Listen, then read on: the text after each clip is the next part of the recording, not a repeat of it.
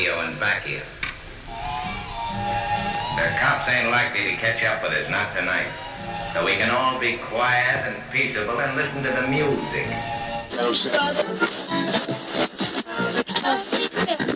One, two, whoop, whoop.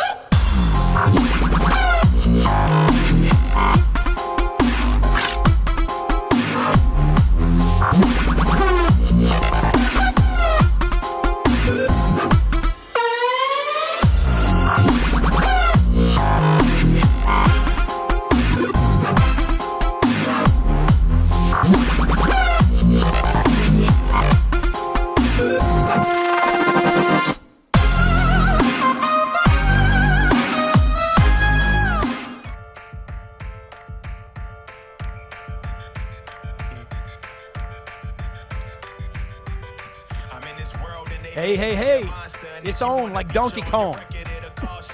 It's on like Donkey Kong. What's up? It's on like Donkey Kong, Mario, Luigi, the mushrooms, and the little, all those other little things. Nintendo characters. What's up? What's up, Automotive Land? Those are called Goombas. Goombas. It's on like Donkey Kong with a side of Goombas. It's like Donkey Kong's Goombas. Wow. Ooh, I don't know about that. I don't know. We're going to go there. We just went deep and low. Hey, man, this is Dave Villa. And I'm Dave Cribbs. And you're listening to Auto Dealer Live, the show where dealers go. And it is that time. It is that time. It is that place. It is that season. It is that time. We got the right guest. Yeah, we do. Hey, we've got a great show for dealers today. We're going to have the one and only Jim Ziegler, the Alpha Dog. He's a legend in the industry. And he's going to be sharing today from his hit video on YouTube, over 300,000 hits. How to dance, yeah. How to karaoke. Hey, he doesn't mean Johnny Cash from what I've heard, so maybe he'll share that with us too. But how to work a car deal. But actually, we're going to get real serious with Jim today, how to work a car deal. We're going to talk about how to begin that deal and work through it from the desk. Jim is going to just give us tons of valuable insights into the dynamics of working the car deal right from the desk, and I can't wait to get started with Jim. Yeah, absolutely. And we've got Marsh Bice, General Sales Manager of Mark Chrysler Dodge Jeep in Lake Charles, Louisiana. His Sales Diamond segment is today. We have Amanda and Aaron Ryan also with us at Get Your Social On. And Dave Cribbs and I are here. And listen, I want to get this thing started off right. If you're on Twitter, you're probably already following us. We want to thank you for that. But the Tweeter Leader is going on right now. We've got swag. I don't know if the cameras can pick it up. I had my assistant put it down here. I don't think they can, Mike. But we've got shirts. We've got Auto Dealer Live shirts. We have Car Girl, Car Guy shirts. Show them and hold them up a little bit there, Dave. I can't really do it from where I'm at without knocking my drinks over. But we've got Car Girl, Car Guy shirt. We've got Auto Dealer Live. We got them in white. We got them in black. We got them in tank tops. We got them in V-necks for women. We got them in guys and gals sizes. Look, man, we got swag going on. We got some autographed books. And the top 20 influencers, 1 through 20, are going to get some swag. Compliments of Auto Dealer Live. We want to thank you for that. So jump on Twitter and let's blow it up. Let's start it right now, and it ends at 5:30 on the dot. And periodically through the show in the next hour, we're going to be sending out who's ahead and who is represented in that top 20. We're going to talk a little bit, Dave. Let's go ahead and take the next few minutes before we jump right on with Jim Ziegler here in a minute and discuss how to work a car deal. Let's talk about the power of a TO. Let's talk about the turnover. Specifically regarding the automotive industry. And I want to kind of throw it out there as this, man. I look at it as the power of agreement, the power of validation. And I look at a TO as simply psychological in that it brings in a second voice and validates and agrees with the current situation and gives somebody a warm and fuzzy feeling. And I'll set it off by saying this, and I'll equate it to something we can all, relate to. You come to work one day, or you're at work and it's getting close to lunchtime. Maybe it's 10:30, 11 o'clock, and you're beginning to think about what am I going to eat for lunch, and you're thinking about, hey, do I want Five Guys, or do I want Taco Bell? Hey, listen, both of them are good, right? Or whatever it is. Do I want Outback? Do I want Chili's? And I'm sitting there and I'm thinking, man, I can go for either one, and you don't really know. There's not a pro or con. They're both is equally, distance one's maybe on this side, one's that side, and I can get there. There's really not a deciding factor, so to speak. You can kind of go either way.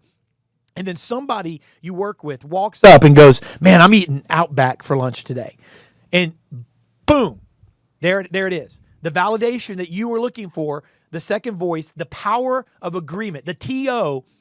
Or the psychology behind a TO just took place, and you're eating Outback because you know why? Not because Chili's all of a sudden got worse, became less appealing to you or desirable. It's that somebody came along and validated and agreed with and pushed you over the edge. Isn't that really what happens on a TO?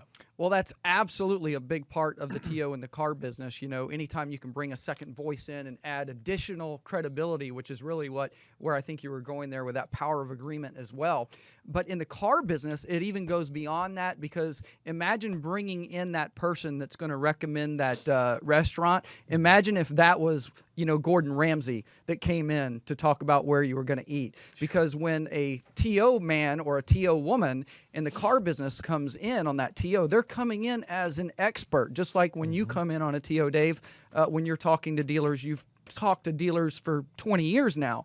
So there are things that you're going to pick up on, reactions, different inflections in the customer, some of their behaviors. You're going to pick up on that, and you're going to be able to take that to a new place. It's going to give you new direction. And ultimately, we talked about one of the best practices in the car business the last couple of weeks, and we talked about that early TO. That is something I'm just really, really big on.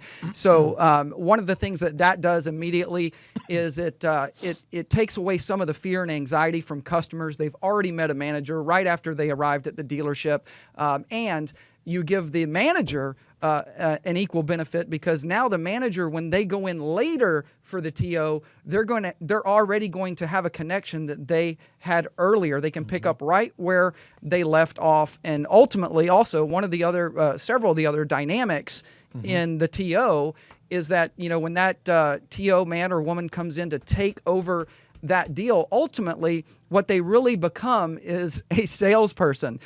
They start all over. The first thing they're going to do is find out what has been accomplished so far, and where is that customer and that salesperson in that process. So if there's a place that's been missed, which oftentimes during a TO, there's something that has gone awry somewhere at some point. So a good TO person will be able to figure that out real quickly and get things back in the sales process where it should be, and then be able to continue that deal. And also for the salesperson, not only does the salesperson get the advantage of having a pro come in and kind of help them along the way, but also that salesperson, it's a training lesson right then and there for that salesperson. And even the most experienced veterans also understand the value of the TO. And no matter how high up the chain, like we talked about last week, the TO can continue to the next manager, to the owner, the whole 9 yards. Yeah, it can. And one thing I'll say, we're going to do a panel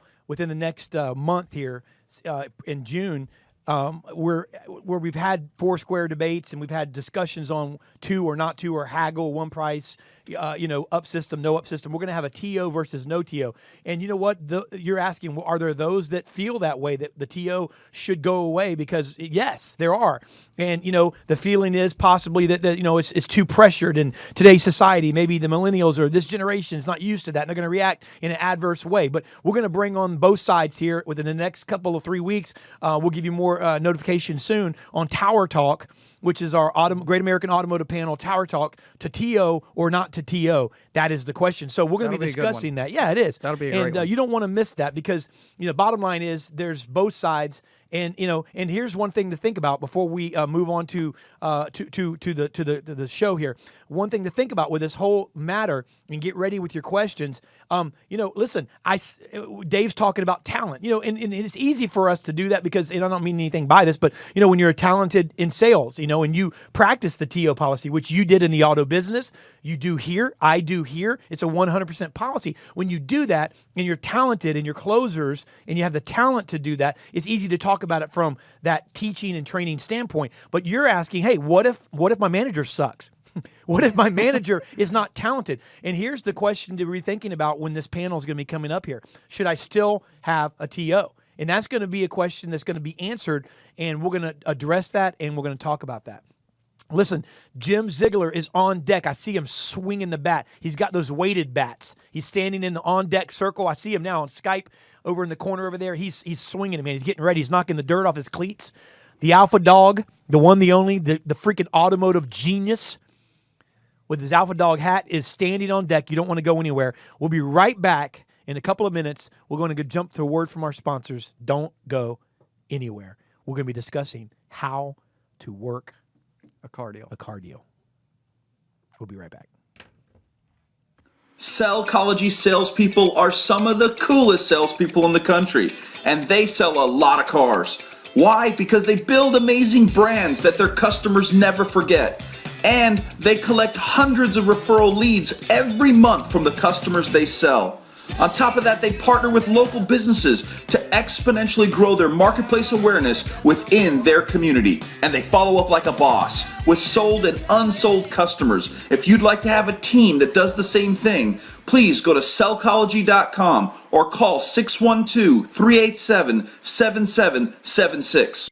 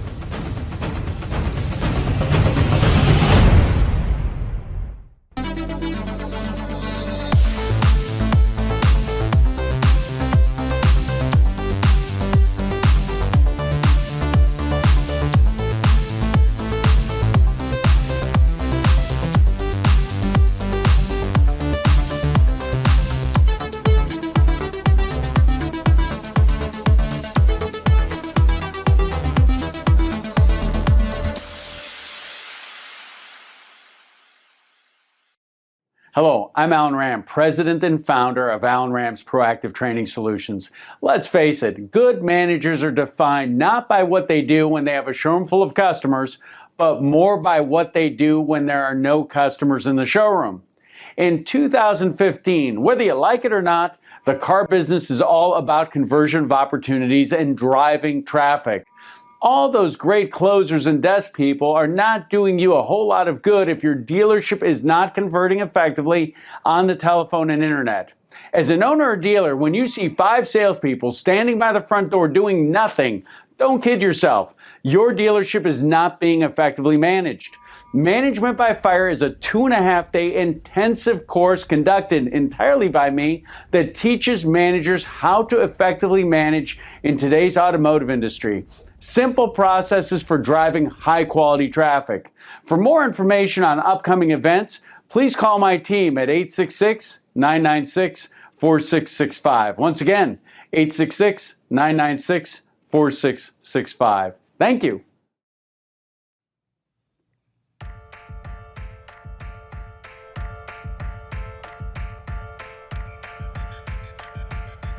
All right, we're back. And the one and only Jim Ziegler is on deck, and he's getting ready now. He's like a boxer sitting on the edge of that chair in the locker room. You know, when you have a documentary of a boxer, you know, Manny Pacquiao or Floyd Mayweather or Tyson back in the day, and the door opens in the gym, and the camera catches the boxer sitting, getting his hands taped up. Oh, yeah. You know what I'm talking about? I do. That's what Jim's doing right now. And you can't help but try to sneak a peek back there. Hey, where do these guys get the forms? We want to make sure they're prepared because they're ready. Twitter's blowing up right now. Yes, we'll get this up on the screen for you, but right now you can go to Alpha Dog, D-A-W-G, alphadogblog.com, and you can download for free the exact forms that Jim will be talking about today on the show as we walk through how to work a car deal. I know I took a look at some of these forms earlier just to kind of refamiliarize myself with them. I've seen them. I'm a big fan of them. You'll see the customer proposal along with trade-in, used car, new car forms. A great opportunity. Jim's making those available to you for free. If you go to Alpha Dog, that's Alpha D-A-W-G blog.com, you can download those for free. Absolutely. Hey, without further ado, we're ready. What you've been waiting for, what you've been tweeting about all day, what social media has been buzzing about. We got the one, the only, the man, the myth, the legend on Skype with us right now, ready to go. How to work a car deal. Ladies and gentlemen, we want to thank and welcome Jim Ziegler. Jim, thank you for being with us, sir. How are you today? I'm having the best day of my entire life. Well, you look great, I'm excited. man. You absolutely look great. You look in rare form. And, hey, before we go any further, it was on Twitter. A couple people. Go on, guys. Oh, man, not Good. too much. Very well. Very well. Hey, question for you, Jim. It was asked on Twitter because we have a tweeting influencing contest going on. Somebody said, will Jim throw an Alpha Dog hat in on the swag pack for the top influencers? Will you throw an Alpha Dog hat in? Can you hear us, Jim? Can you hear us, Jim? Your volume's a little low, guys. Okay. Well, Mike's working on that right now. Mike, you got the volume here? Can you hear us now, Jim? How about this? Can you hear us now, Jim? Are we okay? We can hear you. We can hear you. Can you hear us? I got you perfectly. Okay, you got us. Okay, great. Okay, question was asked, Jim. We're having a tweeting contest, and the top influencers are getting some shirts and stuff like that. And somebody asked, will Jim throw in an Alpha Dog hat? Well, I'm throwing an Alpha Dog, and I'm throwing a pair of 4 of them. Uh-oh, you heard that. All right. Come on, guys, blow Twitter up. Jim said the Alpha Dog hats are on. Now I have to tweet and interview at the same time. Why don't you jump in, man, and go ahead and just start this thing off. Yeah. Hey, Jim. Obviously, we're kind of following up this training based on the successful YouTube video that you have out there that's gotten right at 300,000 hits. I don't think there are that many dealers in the country, or maybe salespeople. So you're doing something right there, and that's what we wanted to talk about today. And I really kind of want to just take advantage of the limited time we have by jumping right in and kind of having you walk us through that. And if there's anything we can do and correspond with you, just let us know. Absolutely. Well, of course, I'm working with about 98 corporations right now that own car dealerships, and the grosses are phenomenal as today's grosses go. So the biggest thing I'd say to people today is, if I had to, first of all, define what blows deals, why are we losing business? What makes that happen? Well, the biggest single thing that I see that blows deals is premature discussion with figures. You got a lot of salespeople that are getting involved in the figures long before you need to be doing it. Right.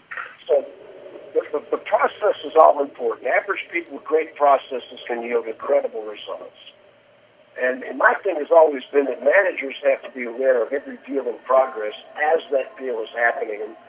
And they have to be absolutely married to the CRM. So the first thing we'll say about working a car deal is be sure your sales department has done everything leading up to the sale that's possible. Meet and greet the customer all the way through the demo steps, and not always possible. And I have a philosophy that full price is a fair price. Uh-huh. Now, of course, full price could be a number of things. Full price, in my way of thinking, is whatever you advertise or MSRP. Number 2 reason deals are blown today is fear of the money. People are afraid to ask for the money. They've been told you can't do that in today's market. You hear all these excuses. Well, the competition down the street's a bunch of prostitutes, and they V-Auto and all this crap. I mean, excuse me. The number 3 reason we don't make money in the car business because we don't go for it. I'd rather, start off at all the money than start out at none of the money. I go in dealerships all the time, and I see dealerships starting off at a partial gross and then working their way down. No, I'm sorry about it. You've got to at least go for the gross. You've got to go for the money. So the first thing I want to do is, as a desk manager, and we're going to shorten this because I'm talking about an hour and a half's worth of material. Right. But when the salesperson comes to the desk for the first time, have they gotten all of the information they need to have to work a deal? And today I say, write them, don't fight them. Stop overqualifying the customers. If there's one reason that we don't make deals in today's business. If there's one reason we blow deals out, is that your salesperson has found out too much information about why we can't make a deal, why we can't make a gross. They come up to the sales desk, listen, boss, let me tell you all the reasons we can't make any money on this deal. Let me tell you where these people been, what they know, credit union, cars.com. They got all these excuses, and they puke all over your desk, and the manager starts writing the deal with a scared pencil. Excuse me. You're not going to make any money you didn't go for. You're not going to make any shots you didn't take. And when you hear the grosses we do in these dealerships, it's not because we're laying people away. My philosophy is full price is a fair price. We've got to stop believing we're cheating people asking for all the money. That's wrong. Yeah. We've got to get that culture out of the dealership. Yeah, Jim.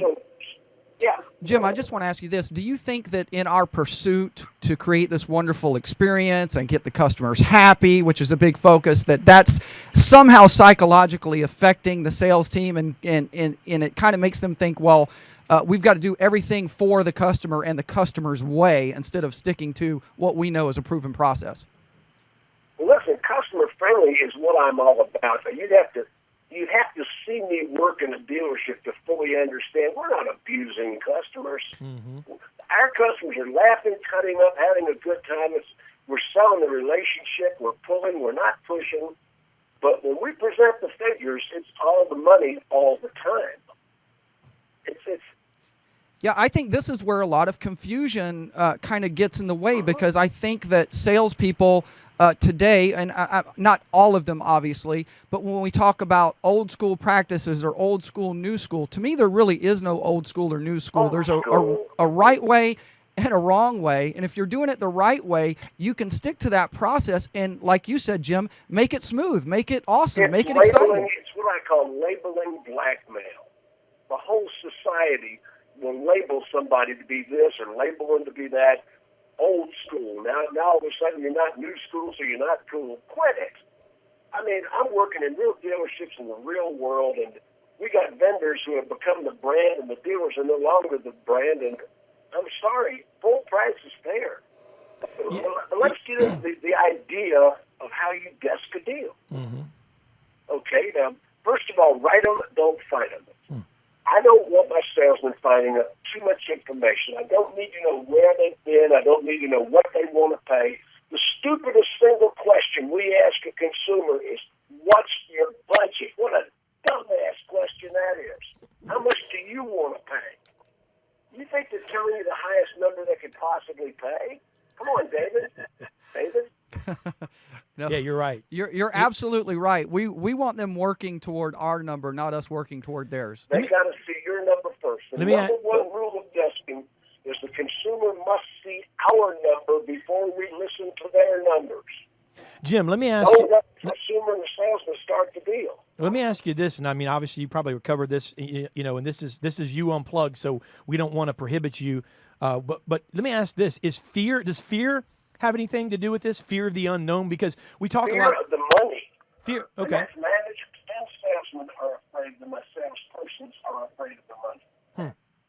Don't be afraid of the money. I mean, down payment is the key to profitability. We got to get into that before our time runs out.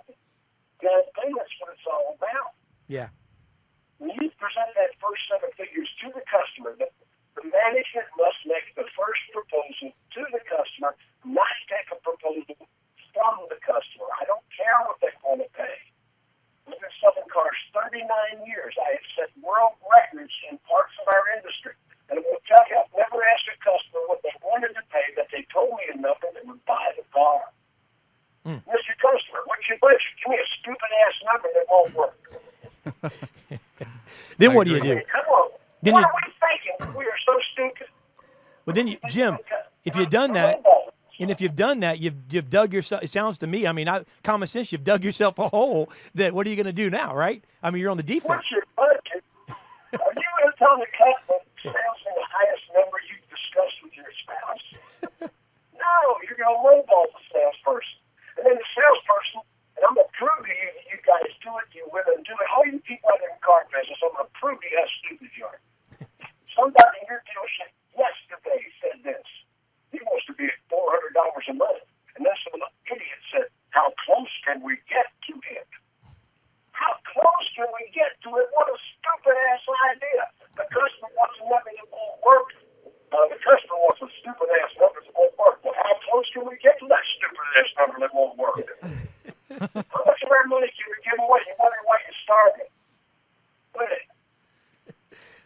I love it, man. Show the customer my number first. I love it. Step number one, the manager asks questions of the salesperson. Did they drive the car all over the city makers present? Did they have time to do business? Have they seen the dealership? Do you feel good about the deal? You know, is the trade-in physically parked on my lot? Managers, I see managers just start testing them deals and doing whatever they do today. CRMing deals, I guess you might call it. I don't care. Put the numbers in there. We rehearse the salesperson at the sales desk. Tell the salesperson, say back to me what you're going to say to the customer. Tell me what you're going to. I didn't like your facial expression. Say it again. Didn't like your voice tone. Say it again. I don't like your attitude. I'm going to send in another salesperson. You think you can do this? Managers have got to learn to be managers. You're not the salesperson's pal. You're your supervisor. That's good. They Talk. don't need pals. They need leaders and supervisors and inspirational people. Talk about that for a second, Jim. Talk to the managers that are listening. I want you to stay there for a second, man. Managers don't need to worry about being their friend. They need to be their supervisors. Man, that's big. That's good. Be your supervisor. I mean, managers are just people to line up the person and check time sheets. I'm a supervisor. I'm a leader. I'm an inspiration. I'm not your pal. My job is to cause you to make good money to take home to your spouse, whoever you care about. My job is not to lay down for your silliness weakness. My job is to make you stronger, to develop you, and to make you better at what you used to be.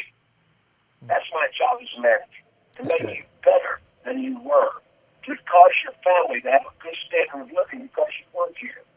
Don't tell me how many years that you got. How much money you take home to your family? You know, what's the standard of your life because you work for me or with me? So, Good. the figures start out at all the money. And Jim, All the money, all the time. Jim, let's go back for a moment to cash down because we know that cash. Okay, everybody. Oh, okay, go ahead. Go ahead. Go ahead. Okay. If you got that scripted worksheet in front of you, I invented the scripted worksheet about 15 years ago, and I've revised it a couple times. It's a killer because the salesperson must read the script to the consumer. Because all of us had problems getting salespeople to consistently present the figures. Now, this is a copywritten, federally registered form. I release it. Anybody that wants it can put it in your CRM. You can have it. But just give me credit for it. I release the copyright on all these forms. But the point is, when I created the script, it made Godzilla out of brand new green pea salespeople, and it made the old timers forced them to present the figures correctly. Not no shortcuts. It starts out, Mr. Customer, the market value of the vehicle you're purchasing is, fill in the blanks, $25,600, $32,000. You've received a valuation package from the manufacturer. David and David, do you realize that most domestic cars and a lot of the imports have value package discounts on the sticker? Yes, I'm aware of that. Yep. You know, on General Motors products, some of the trucks are up to $4,000 pre-discounted by the factory. Wow. Nobody ever mentions it to the consumer. Sir, we're in luck. This is a factory promotional unit that's been pre-discounted by Toyota, $3,800 on your new Tundra. They don't even mention it. The consumer got a $3,800 factory discount. It's not even in the worksheet. I want to do a happy dance and tell it to the customer. Sir, this car's been pre-discounted. We got one of the special promotional units, all this stuff. Oh, it's great. So, Mr. Customer, it's awesome. So you can cash back rebate of $3,000. Now, I've got a rap song. Would you like to hear a rap? Sure, go ahead, Jim. You're not going to get the low rate. You're going to take the rebate. That was a rap. You're not going to get the low rate. You're going to take the rebate. Yeah, see, I'm the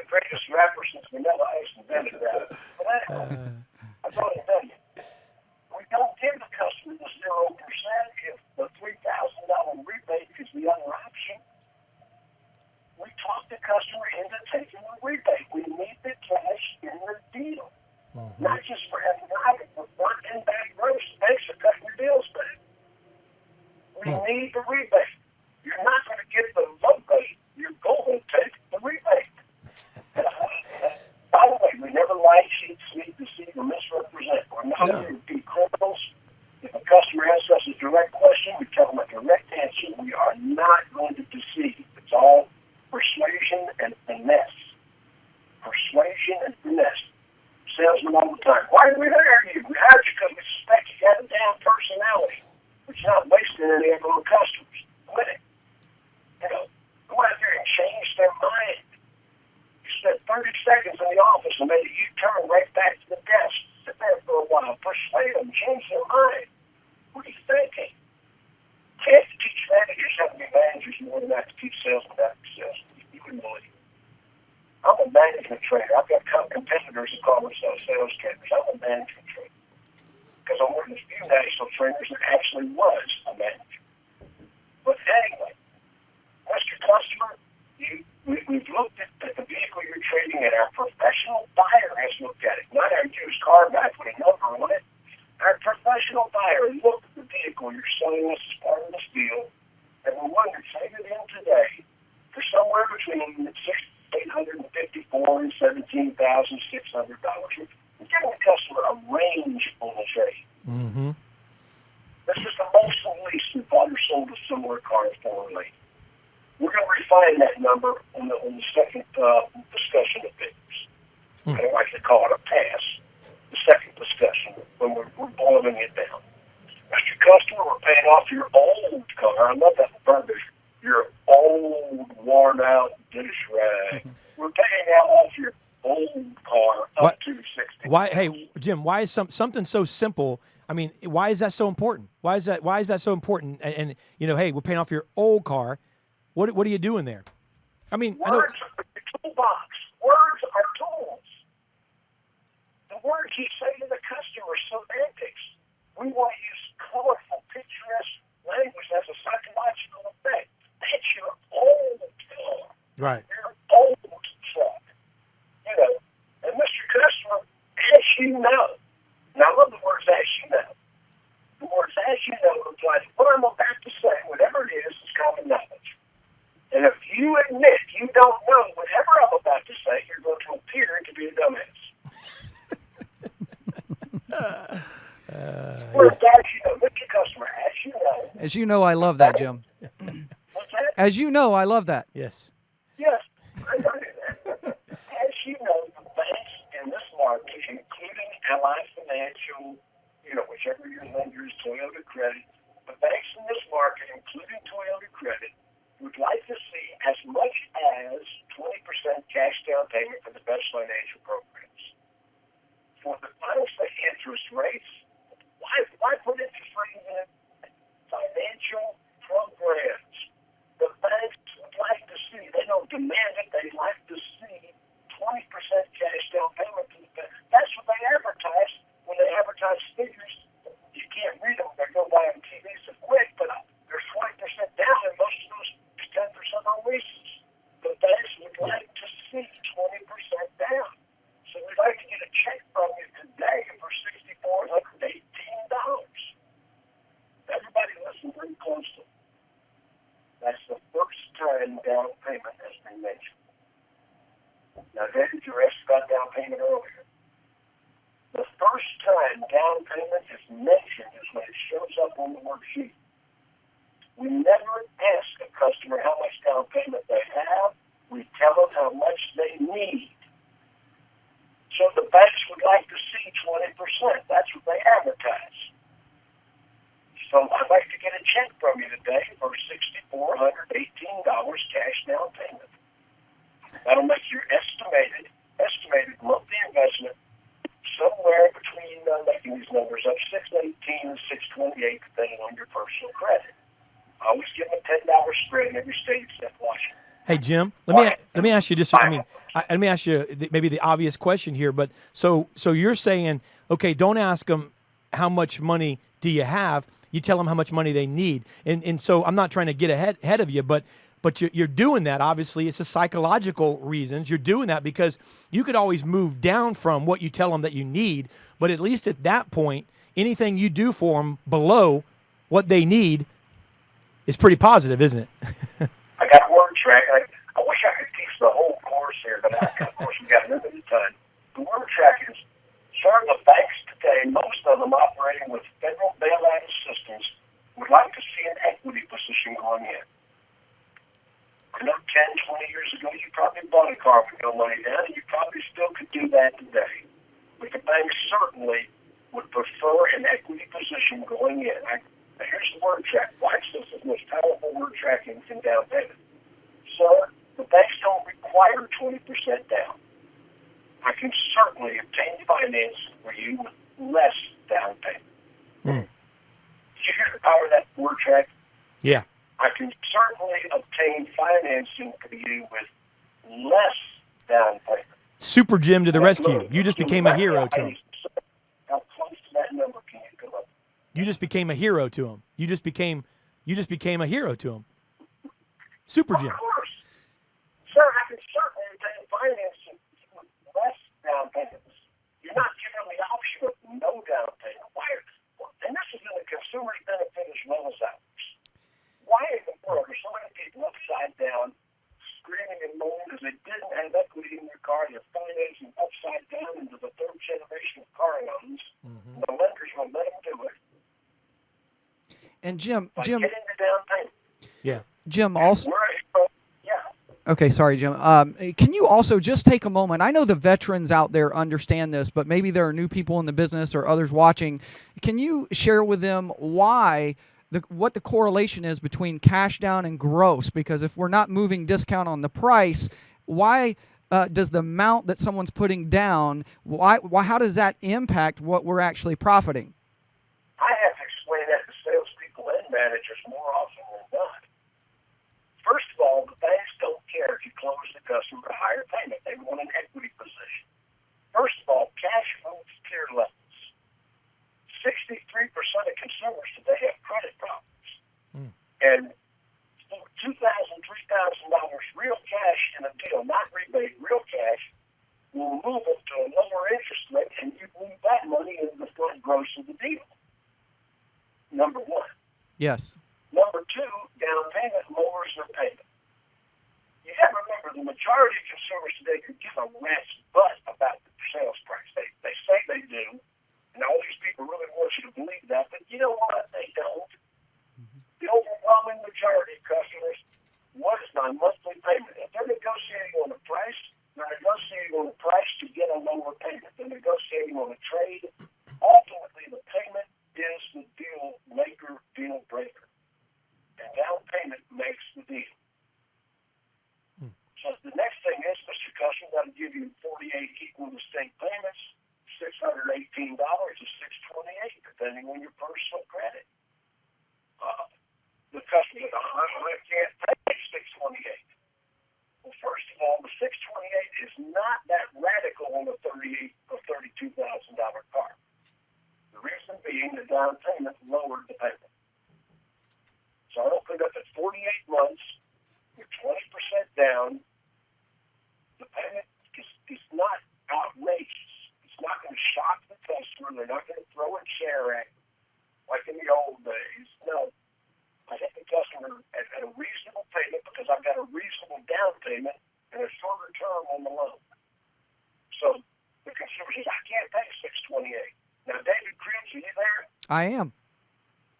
What if 99% of the salesmen say the very next words out of their mouth? Oh, well, what can you pay? Well, I can't pay $628. And the salesman says, what? What can you pay? Yeah, okay. You're right, sir. Well, actually, this jerking us around. These numbers are bullshit. What do you really pay?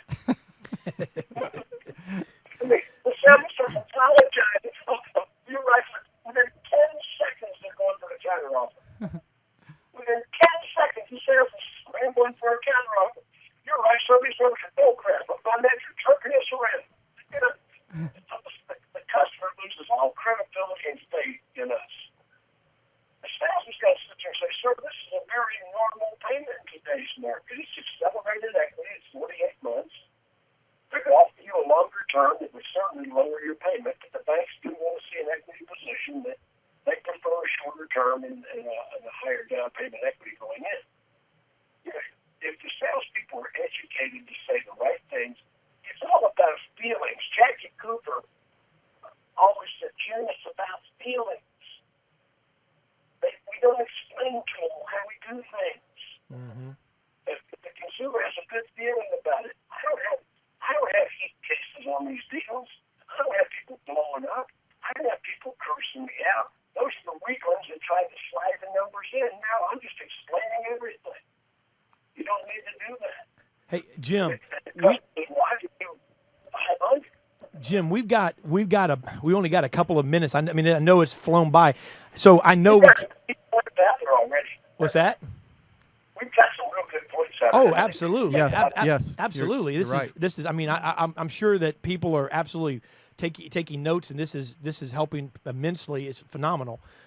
Take a couple of minutes though, and give some closing remarks on this. Obviously, find a way to kind of tie it in, and then tell dealers, because obviously they know how to get a hold of you, but you can, they need this, man, and they need more of you. They need you in their deals. What they need to do is, I've got the Sales Management Super Conference coming to Seattle, Washington, the 9th, 10th, and 11th of June. I'm teaching 6 sessions myself, including how to work a car deal, a lengthy version, 2 sessions on F&I, plus 13 other speakers on stage, all aspects of how to manage a car sales department. The sales manager is ZieglerSuperConference.com. That's CIEGLER, ZieglerSuperConference.com. They need to look up that website, CIEGLER, ZieglerSuperConference.com. Absolutely. And you can also find the fan page on Facebook. That, and call me. My number is 770-921-4440. I take my own calls. Yes, you do. Man, that's awesome. That's good stuff. It flies by, man. It flies by, but Jim's right. We tackled a lot of subjects just in that short span of time, and I would encourage people to replay it again and again, because some of the word tracks that Jim gave are just just try them, right? Yeah. Pepsi challenge it, right, Jim? Try those tracks and see what happens. These word tracks are more with real customers in the real world. They're not some manufacturer trying to theorize what might work, or there's some computer nerd trying to program your sales presentation. Mm-hmm. No, we're doing this in the field with real people, and I do it all the time. I will sit on sales desk and desk deals today and operate your CRM. I will go in the F&I office. I will deliver deals, and I will go in your BDC, and I'll take phone calls and handle BDC ups. That's awesome. Awesome, man. Well, Jim, we want to thank you for taking time out and doing this. And I know this material, I mean, this is just a little bit that you've given is thousands and thousands of dollars worth of material. And man, you're great as always. And I encourage dealers to, the information will be on the screen. Mike, make sure you put the Super Conference in Seattle up on the screen, how they can find it, and Jim's phone number that he gave out. Man, Jim, thanks for stopping by and being with us, man. You're one of our favorites, if not the favorite, man. Just love you to death and appreciate it. Thank you so much, sir. Thank you, Jim. That was Jim Ziegler, and I second what Cribb said, man. Make sure that you replay it, and sometimes just depending on what kind of device we're on, I know the audio could be a little fuzzy or what have you, but I encourage you to squint if you have to listen, pick up the information. And if you're in not if you're in the market, if you're in Seattle, it's a no-brainer. But if you're anywhere close, if you're anywhere close to an airport where you can get on a plane and fly there, I highly recommend you attend, because I'm going to tell you, Jim hit it on the head. It doesn't really matter. Sometimes we forget that no matter what era we're in technology and in the world, his practices and what he teaches will work, because the bottom line is to sell a car, ultimately, you have to deal with one thing that's not going to go anywhere, and that's people. And when you're dealing with people, you deal with people. And it really doesn't matter. It's irrelevant how you get that customer, whether it's through the internet or whether it's through an advertising or marketing or an up that walks in the door. It's just irrelevant. It doesn't matter. You have to deal with people. And when you're trying to make money, and there's nothing wrong with money, full price is a fair price, as Jim said. Great, man. I mean, let's make the car business extremely profitable again. Yeah. Let's do everything we can to be fair but full. Yeah, and the funny thing is the objections on a car deal, the objections really haven't ever changed. I mean, the objections are the same thing, the same objections. So these word tracks, I can speak firsthand for them as well, because many of the things that Jim was sharing are word tracks and terminology. Terminology is huge, Dave. The difference in one word is huge in closing a deal. One word can either make a deal or break a deal, just in the way that you say it and using an actual term that is appropriate. Absolutely. Thank you, Jim. Make sure you check him out. The information to be on the screen. Hashtag AutoDealerLive, at AutoDealerLive. Tweet leader's going on. I know tweets have been going out. I see it on one of the screens in front of me. Top 20. Jim says he's going to throw in multiple Alpha Dog hats. We've got shirts, Car Girl, Car Guy, Auto Dealer Live shirts. We've got wristbands, bracelets, signed autographed books. Listen, we're going to send the whole kit and caboodle, man. Top 20. Get it. Make sure that you stay on Twitter. Blow it up. The next up is the general sales manager of Mark Chrysler, Dodge, Jeep, and Ram. Is he after, is the next up not him, Mike? It's not him. Never mind. So the next up. By the way, we want to thank the next up. We want to thank Clint Burns, man. He's a rock star. The next up is the twins from the same embryo. You know what I'm saying? Split down the middle. One egg, turning into two. Is that how it works? I don't know. Remember. It's been a long time. The dynamic double mint duo, Aaron and Amanda Ryan, with Get Your Social On.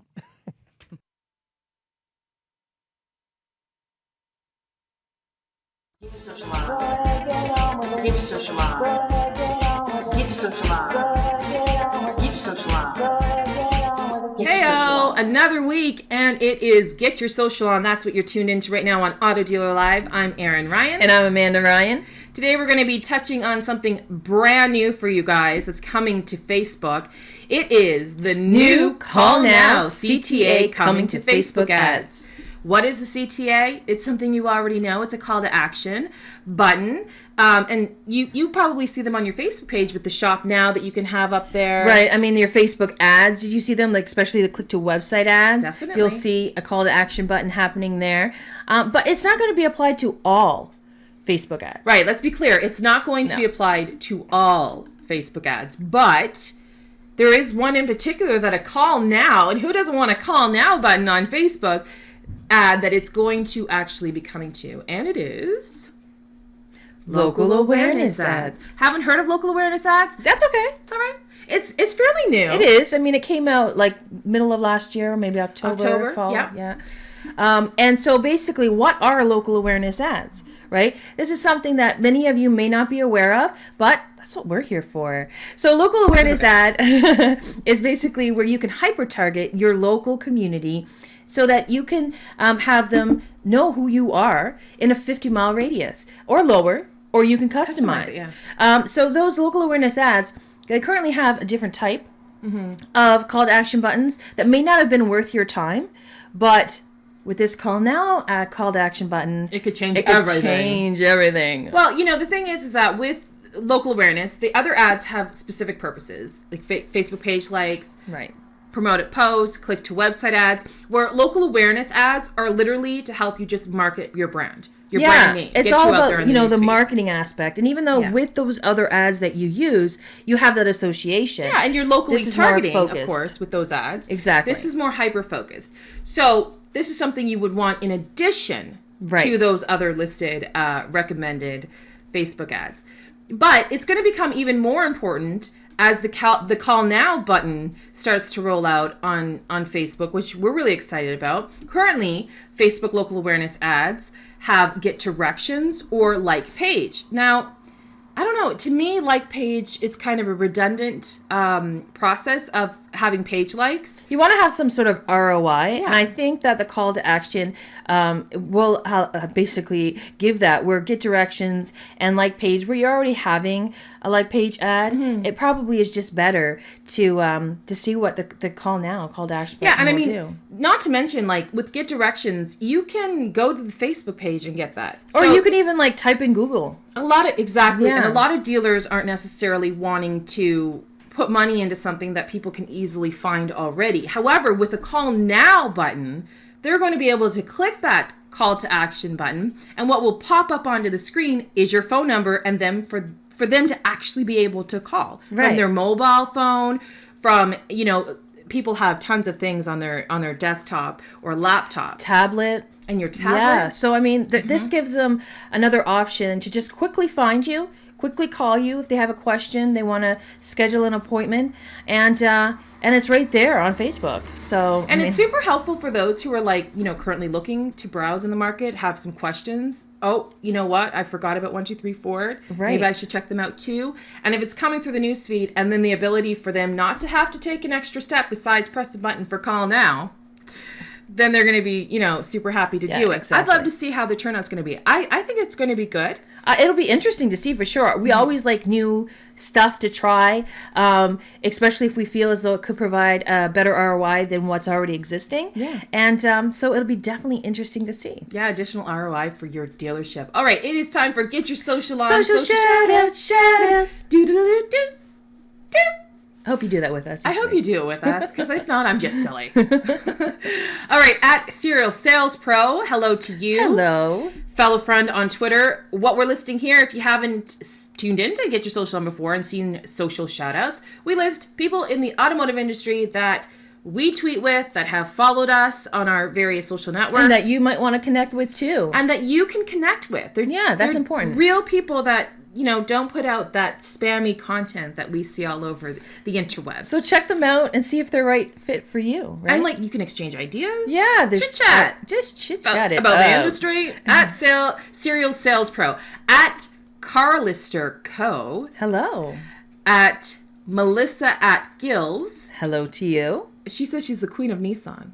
And like she that. loves glittery things. I really like her description. I memorized it. I wrote to her. I'm like, I really like your Twitter bio. That's awesome. FL Ford Salesman. So another Floridian. Is that how you say it? Yeah, I believe that is. Cribs and Villa. Another person in Florida there you can hook up with.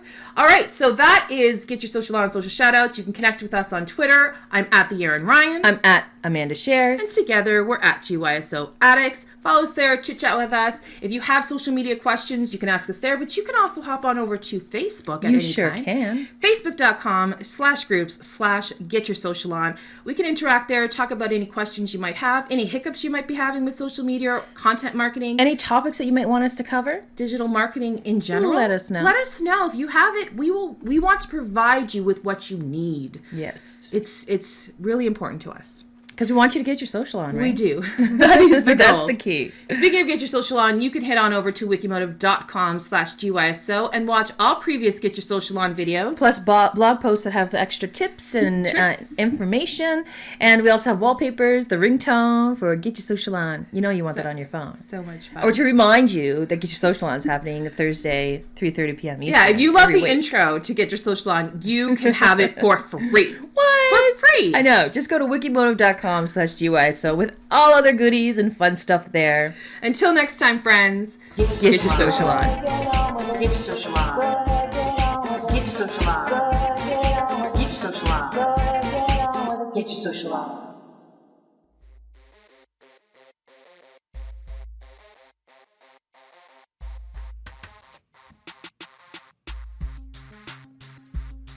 Hey, Dave, we're back. Hey, we're back. Did you know that? I'm too busy looking at the Twitter stuff, so, but Awesome. hey, we're back. Awesome segment, girls. Thank you very much. As GYSO, Get Your Social On. On the screen right now, we want to thank, and this is just some of them, guys. They were honestly, and I wish our guys, we're going to go back because I'm looking at the screen, and I'm not even kidding you. There were 3 times this amount. Your Twitter handles are on screen. To the best of our guys' knowledge, trying to get those who helped share today. We wanted to give you a special shout out. Leave it up there, Mike, for a couple of a few seconds here. And there's more, and we're going to make sure that we find out the others that just helped on Twitter, on Facebook. Just really pushed the show today. We want to thank you guys, and make sure you follow them if you're not already. These are individuals in the automotive community, dealers and vendors alike, that are professionals, and want to thank them for not only listening, but for supporting and sharing the show. Yes, great show so far. Jim Ziegler, Aaron and Amanda Ryan, thank you so much. And the next up, Dave, is Marsh Bice with Sales Diamonds. Yay.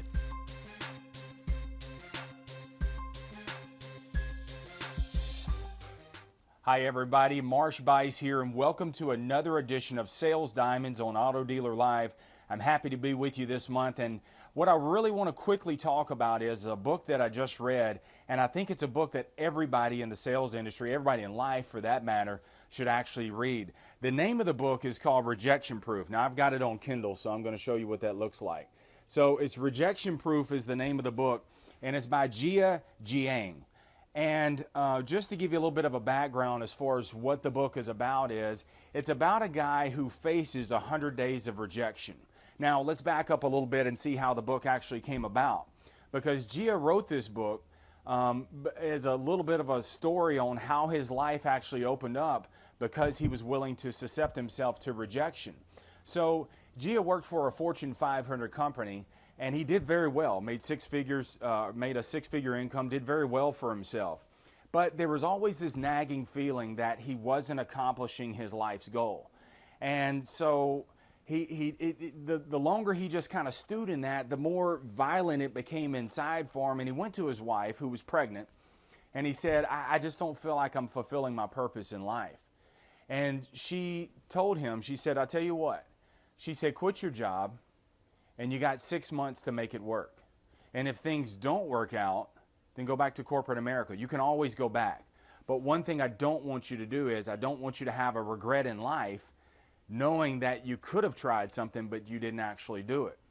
So Jia did just that. He quit his job and really went out there. He's an app developer, wanted to start developing apps. And so he started developing apps. And so like anything new, you start out there and you're on fire. And everything's going great the first month, and he's assembling a team, and he's got all this charisma, this attitude, this fire, this burning sensation that finally he's fulfilling his life's calling. But then life kind of set in. And so what happened is things started getting a little bit tough. And it wasn't as easy as he thought it was going to be, and the funding wasn't coming through, and he's running out of money. Plus, not to mention, don't forget, he's got a wife at home and a baby on the way. And so here he is, he's putting some things together, and finally they get their big break, he and his team. And this investor comes through and says, I'm very interested. Let's roll this thing out. Let's see what happens. And so they've got this newfound energy. They're developing this app. It's right on the brink of coming through, and the investor pulls out. He's crushed, absolutely crushed, because he's got no options. He's got no plan B, and the investor is gone. His team doesn't know what to do, and so he goes to his wife, and with his head in his hand, and he just feels like a huge failure. And his wife said, pick your head up. This is only month 4. I told you I would give you 6 months. You got 2 months to make this work. And with that newfound energy, he picked his head up and he realized, you know what, I'm playing not to lose instead of playing to win. And so one thing he set out to do is he decided instead he was going to play the win. And the way that you play to win is you got to go out there and you got to face the rejection. And you got to realize that you're not going to die from rejection. And so he became this YouTube sensation. He began to film himself getting rejected. Now, these are weird rejections, okay? He asked a random stranger to borrow $100, and he filmed it. And at first, he was terrible at it. He got rejected. He took off running. He went to a Krispy Kreme donut shop during the Olympics and asked them to fry donuts in the shape of the Olympic circles. And they actually did it. There's a lot of things. He actually knocked on a guy's door and asked to play soccer in his backyard. Guy never knew him. And the guy actually complied and did it. And so there was a lot of times that customers or people complied, and there was other times he got rejected. But an interesting thing happened. The more he got rejected, the more possibilities opened up for him. And so much so that Tony Hsieh, the founder of, the CEO of, and founder of Zappos, came across his video and flew him out to the corporate offices out there in Vegas to give a speech to one of the best ran companies in the world. And this guy had never done any public speaking before, went there, did the speech. It was so compelling that he got a standing ovation. Tony Hsieh brings him to his office, offers him a job, and Gia said, no thanks. I don't think this is the direction I want to go. But with that, he knew he was on to something. And there's an interesting chapter real quick that I want to go over is in chapter 5, and he's talking about rejection. And God knows in our industry, there's a ton of rejection. So there are some things that we have to look at with rejection, and there's 3 takeaways, 3 lessons that he actually learned. The first one is rejection is human. The second one is rejection is an opinion. And the third one is rejection is a number. And so real quick today, I just want to talk about those 3 things. Okay, so the first lesson is rejection is human. And at the beginning of this chapter, he's talking about that Gia decides that he wants to go to 3 offices and ask to be their assistant for a day. And so he just chooses 3 randomly and walks into the offices. The first 2 offices just flat out turn him down. The third office, though, he runs into an office manager. Her name is Jennifer. And she's actually curious when he asks the question.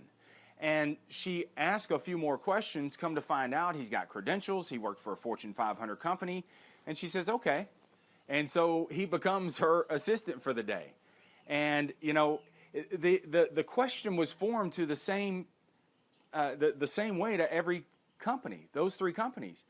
But the first 2 just flat out rejected him, and the last one actually accepted him. And so when he went to ask Jennifer later, he said, why did you even accept me? Because the first 2 offices declined me. She said, well, there's 2 aspects. Number 1, my dad was a salesman, and he always said, don't flat out deny a customer's request. And the other thing is, don't discredit a customer's intentions. And so you always have to stay curious, and you have to dig beneath that and ask a little bit more why, where are they coming from with this? And so that carried over to her when she was in the food industry, and she was a waitress, and so that really helped her to comply with customers, and she was very good at it. And so because she was curious, she actually got to know Gia a little bit better, and then ended up realizing that he's got credentials and ended up hiring him. And so what you have to understand is when you get rejected, the entire universe is not rejecting you. And you've got to stop feeling like that the universe, the weight of the world is coming down on you. You haven't lost your touch. You haven't lost your mojo. The universe is not conspiring against you. Rejection it has to have 2 parties. And so when a customer rejects you, it says more about them than it does about you. And so you can't take rejection as an indictment. And so that's what happens a lot of times. We get rejected, we indict ourselves, we lock ourselves in these self-imposed prisons, and we just feel like we just can't go any further. But on the other side of that too, you can't take all the approvals as validation, okay? Rejection is not an indictment, and an approval is not a validation, okay? It's just a part of the process itself. So understand this, rejection is human, it's an opinion that we'll get to here in just a second, and customers are coming in with some preconceived notions and sometimes some lifetime baggage. They're bringing these things into it, and so when they're flat out rejecting you, it's because they don't have enough information. So when a customer rejects you, you have to peel the onion back, and you have to ask a few more why questions. Why is the customer rejecting you? Why are they just flat out not even listening to you? So if you can, what I always say, get the conversation out on the table. They're having a whole nother conversation in their head. So when they reject you, your job is to help extract that rejection, help get that out of their head, get it out into the open, so that way you can dig beneath a little bit and find out a little more why. If you can uncover the why, then you can get some movement going in your deal. Let's go on to the next one. All right, so let's go on to number 2. Rejection is an opinion. And what you have to understand, rejection is not a truth. It's only a truth if you allow it to be so. And so when customers are rejecting you, remind yourself very quickly that they just have an opinion. And you have to understand, customers, like I alluded to just a few minutes ago, customers are coming in with a lot of baggage. They don't like your profession. And so you've got to remember, never mirror negative behavior. And so it's easy when you're jiving with a customer, when you're getting along with that customer's lined up with you, it's easy to get along with those. But how do you relate to the customer who's coming in that's very fearful? How do you relate to the customer who comes in and who is just an alpha male and who is just trying to just bulldoze you? How do you respond to those? And many times what we do is we step down to their negative behavior when instead you got to keep it high. And that's all about the attitude that you carry. And understand, if you remind yourself very quickly, when a customer hits you with some sort of rejection, some sort of negativity, remind yourself is, you know what, they've just got an opinion. And so you have the ability at this point to actually influence their opinion differently. You never know. You don't know what happened before they got there. You don't know what happened this morning. You don't know what's going on in their lives. You don't know those things. And so sometimes as the course goes on and you establish some trust and credibility, those ideas may come up. And those things may come up where you can actually relate to them and help them out a little bit. But until that time comes, remember, rejection is just an opinion itself. And they're entitled to their opinion, but you're also obligated to influence. So always keep it high, always keep it real, keep a good soft body language. Don't tighten up your jaw, don't mean mug them, don't clench your fist. Keep it loose, keep it open, keep it smiling, keep it moving. And remember, rejection is just an opinion. Last but not least, number 3, rejection is a number. Now, God knows we've all heard that. Hey, it's just, we hear that all the time in the car business. Hey, it's just a numbers game. But Gia actually writes about different authors, well-known authors, and how many times they actually got rejected before they finally made their big breakthrough. And, you know, Carrie was rejected, Stephen King wrote Carrie, Carrie was rejected 30 times. He got so pissed off the last time he was rejected, he threw his manuscript in the trash. His wife picked it up out of the trash can, sent it to one more publisher, and lo and behold, now you have Stephen King. J.K. Rowling, the author of the Harry Potter series, was rejected 12 times. The only reason why she was approved is because one of the publishers got the manuscript, didn't really interest her, but she handed it to her granddaughter. She was keeping her granddaughter for the weekend. She handed the book to her granddaughter, the manuscript, and the granddaughter couldn't put the book down. And so she read it, the entire thing, that weekend, and said, "Oh my God, Grandma, you got to publish this book." Lo and behold, there's J.K. Rowling. The well-known movie, The Help, Catherine Stockett, she was rejected 60 times before it became a book and then became a movie. How many times do we turn back because we get 2 or 3 rejections? And just think of these well-known authors who, if they would have stopped after getting just a couple of rejections. Can you imagine getting rejected 60 times? Pouring your heart, your absolute heart and soul, sleepless nights, late nights, early mornings, writing your heart onto the paper, and then just have people just flat out refuse you. Boy, that sounds familiar, doesn't it? But how many times are you willing to get rejected? See, what you have to do is, you can't just look at rejection as something where you just step back up to the plate and whack away at it. It's not that. What you have to do is, you have to look at rejection as feedback. And so every time you get rejected, okay, it's human, it's an opinion, and what's the feedback? What's the storyline behind this? What am I doing? This gives you a chance to actually hone your craft. And so when you get rejected, what are you working on? See, a lot of times we get rejected and all of a sudden we're going to start blaming everybody. Well, he's the problem. F and I won't put the deal out. I had a deal and then you know, they screwed up. They wouldn't put enough money in the trade. All these kind of different things. Marsh's out of touch. He hadn't sold cars in forever. You have all these kind of different things. And what we do is, when we get rejected, we blame everybody else. But if you use rejection as a number, as a number of with your feedback, then what you do is you start honing your craft. And there's an interesting quote in here I want to read to you, and hopefully I can get to it real quick. Is rejection is human. It's an opinion. But he says this: if I viewed other people's opinions as the main judgment of merit, which is what I was doing when I took every rejection to heart, then my life would be a miserable mess. I'd be basing my self-worth and even the course of my life on the whims and judgments of others. And a lot of times, isn't that what we do? We react to the day. We react to the rejections. And if life is going good, if we got 12 cars out halfway through the month, hey, life's good. But then all of a sudden, if we're not where we need to be, then we just fall on our own sword. And what you have to understand is this, and I want you to get this book. This book is absolutely awesome. And it was one of those, I wasn't even trying to even get something sales related other than just the rejection part of it, but it really opened up my eyes. And if you look at rejection today as human, that understand that you're dealing with a human, okay? You're dealing with preconceived notions. If you look at it as they're just forming an opinion, and they're entitled to their opinion, but you're obligated to your influence, and then rejection is a numbers game for you to get feedback to continue to hone your craft, and it's got absolutely nothing to do with your self-worth or validation. If you look at those aspects from that perspective, boom, you're off to the races.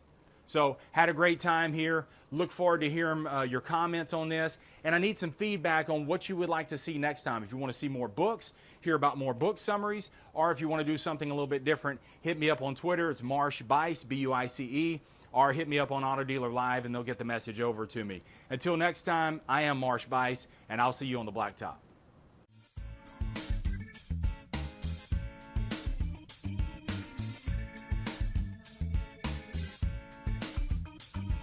All right, I'm back, and I want to thank Marsh Bice, man. What an awesome segment of Sales Diamonds. And I know we're over, and I appreciate you hanging with us. I'm by myself. Cribs is down there sleeping. You're never by yourself. You're in there with me, Mike. You're in here with me. And no, Cribs had to go out. He actually is on a live training call right now with a dealer client of ours, so he had to jump out. So I'm going to close the show down, and I want to thank Mr. Jim Ziegler. I want to thank Amanda and Aaron Ryan. I want to thank Marsh Bice. I want to thank my co-host here, Dave Cribbs. I want to thank Mike Cherub, our Monster Mike, our producer. I want to thank the crew, Heath. I'm not even going to try to say his last name. Mike Okindo. Panganaban. Heath Panganaban. And Mike Okindo, Chris Fritcher. And these are all the people that make it happen every single week. And I'm Dave Villa. And before we go, make sure you check out a couple of things. Go to serialsalespro.com. Just check out. It's a motivation site that I have. Also, go to the Dealer Hub, thedealerhub.com. It's about 1,000 plus dealers and automotive professionals that are on this site. It's free. It's a blog site. Go on post, man. Put comments on there. There's several forums. We want to hear from you, and we'd love to connect with you on the Dealer Hub. If you are wanting to connect, get a free subscription with having a physical magazine mailed to your dealership, go to dealersolutions.info and hit the subscribe button. That's our online magazine. And then we have a physical mailed version. It goes out to now, I think, 11,000 plus dealer principals and general managers across the nation every month. And so if you want a free subscription to that and get on the mailing list, and get a physical magazine every month, go to dealersolutions.info, hit subscribe, and put your info in there, completely free of charge. I'm Dave Villa, and want to thank you for hanging with us, and we'll see you next week on Auto Dealer Live.